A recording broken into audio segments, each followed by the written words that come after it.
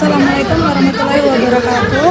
Halo, perkenalkan saya Rahadatul Sabila dengan NPM 210130104 dan rekan saya Muhammad Rafi Faisal NPM 210130176, Aulia Rahma Azahra NPM 210130145 dan Aurakel Grisela dengan NPM 230130111.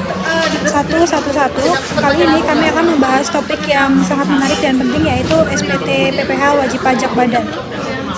Konsep dasar wajib pajak badan atau WP badan.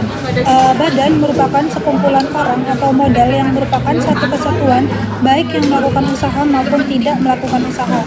Sebagai contohnya adalah PT, CIPI, perseroan lainnya, BUMN atau BUMD dengan nama atau bentuk apapun, seperti bentuk usaha tetap dan lainnya sebagainya. Dasar pemotongan pajak bagi suatu badan usaha dibedakan menjadi penghasilan bruto dan penghasilan neto. Dasar pemotongan pajak berdasarkan penghasilan bruto adalah dividen, bunga, royalti, hadiah atau penghargaan, dan bunga simpanan yang telah dibayarkan oleh koperasi. Sedangkan dasar pemotongan pajak berdasarkan penghasilan neto adalah sewa dan penghasilan lain sehubungan dengan penggunaan harta.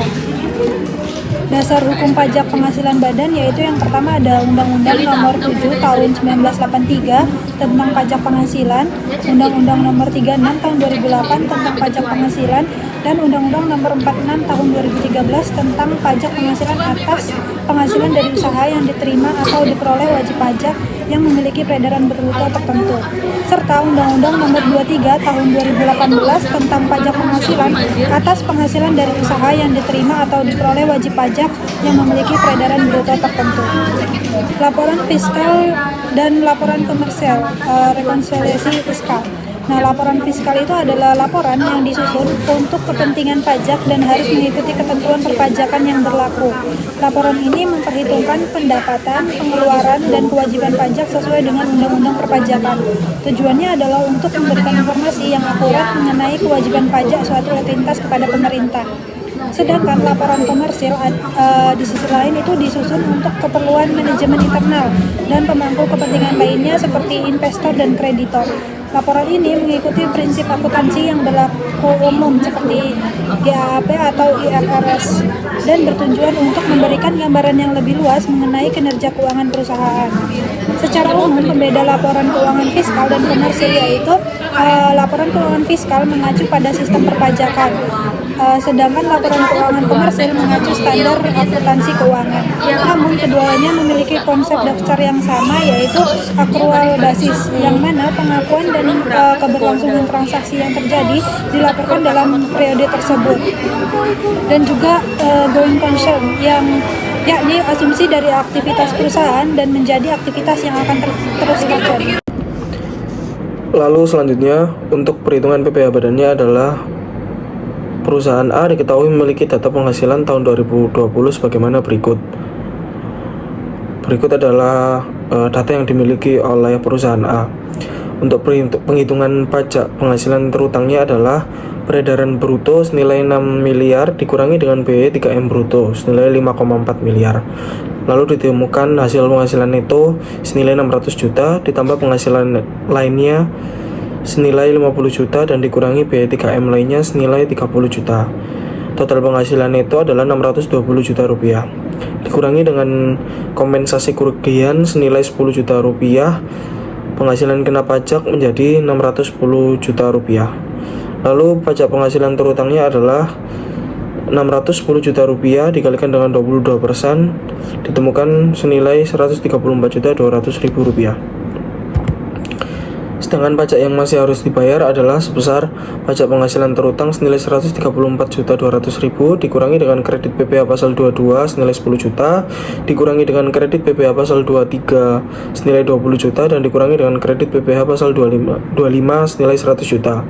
Pajak yang masih harus dibayar sejumlah 4.200.000 rupiah. Lalu pengisian SPT tahunan wajib pajak badan. Yang pertama yaitu persiapkan dokumen sebelum memulai pengisian SPT tahunan PPh badan. Siapkan semua dokumen yang diperlukan. Lalu yang kedua, mengisi transkrip kutipan elemen laporan keuangan.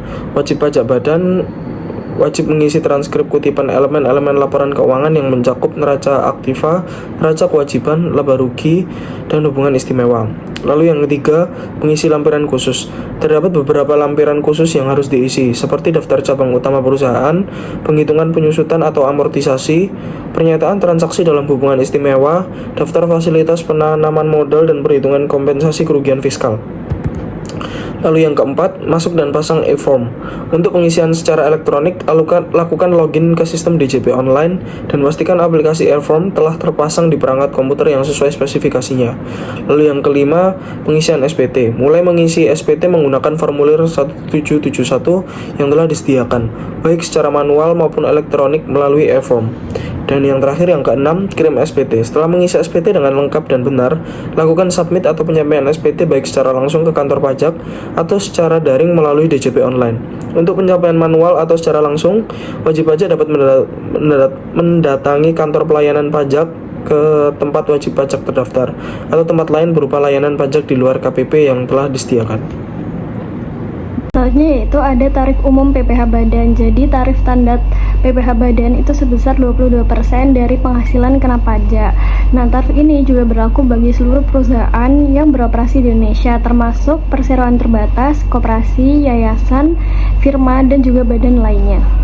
Yaitu ada fasilitas PPh Badan. Yang pertama yaitu fasilitas pengurangan tarif bagi perusahaan terbuka. Jadi wajib pajak badan dalam negeri yang berbentuk perseroan terbuka dengan kepemilikan publik minimal 40% itu berhak atas tarif PPh sebesar 19%, lebih rendah daripada tarif standar, yang dimana hal ini tuh untuk mendorong transparansi dan peningkatan partisipasi masyarakat di pasar modal.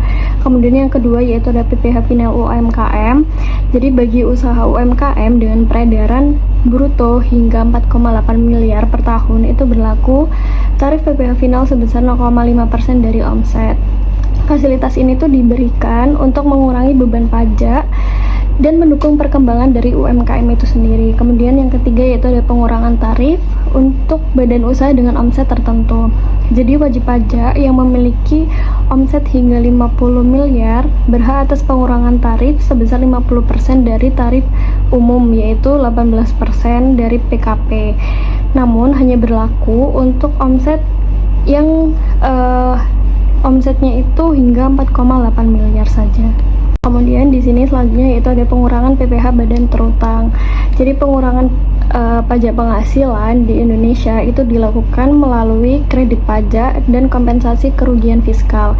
Jadi kredit pajak ini sendiri itu mengacu pada pengurangan PPh terutang dengan nilai pajak yang telah dibayarkan sebelumnya, baik itu di dalam negeri maupun luar negeri. Misalnya pemotongan PPh pasal 21 atau PPh yang dibayarkan di negara asing itu dapat dikreditkan terhadap PPh terutang di Indonesia. Kemudian yang kedua yaitu ada kompensasi kerugian fiskal. Jadi sesuai dengan peraturan perundang-undangan nomor 36 tahun 2008 pasal 6 ayat 2 tentang PPh, jika perusahaan mengalami kerugian dalam suatu tahun pajak, maka kerugian tersebut itu dapat dikompensasikan terhadap laba fiskal dalam tahun-tahun pajak berikutnya hingga 5 tahun berturut-turut.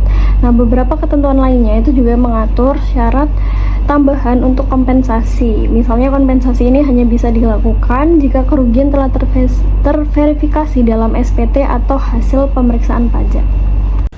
Pembahasan selanjutnya yaitu mengenai angsuran PPh Badan atau PPh pasal 25. Nah, salah satu kredit pajak yang dapat diperhitungkan dalam menentukan pajak penghasilan badan atau PPh Badan terutang ini adalah PPh pasal 25. Nah, pembayaran PPh pasal 25 ini dilakukan paling lambat tanggal 15 bulan berikutnya setelah masa pajak berakhir.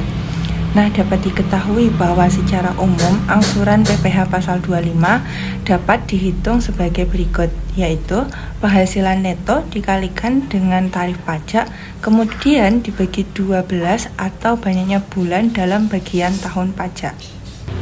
Selanjutnya ada cara menghitung PPh pasal 25. Yang pertama, wajib pajak ini harus mengetahui dan menghitung penghasilan neto fiskal menurut SPT tahunan PPh tahun pajak sebelumnya. Nah, jika wajib pajak memiliki kerugian fiskal yang berhak dikompensasikan, maka wajib pajak memperhitungkan jumlah kompensasi kerugian fiskal tersebut sebagai pengurang. Lalu cara yang kedua yaitu wajib pajak menghitung jumlah PPh terutang berdasarkan tarif pajak yang berlaku.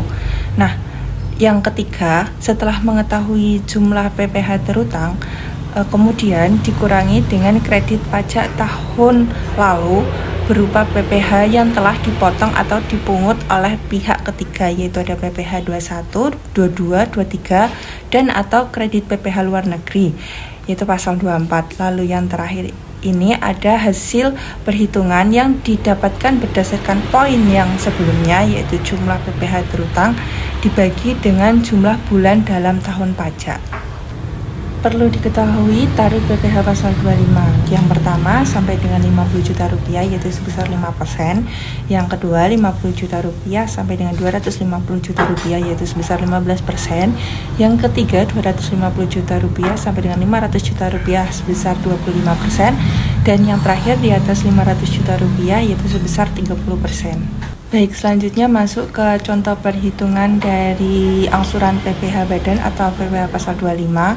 Yang pertama yaitu Tuan Beni dengan status tidak kawin dan tidak ada tanggungan terdaftar sebagai wajib pajak pada KPPA tanggal 1 Februari tahun 2015. Penghasilan neto fiskal setahun pada tahun 2018 adalah sebesar 100 juta rupiah.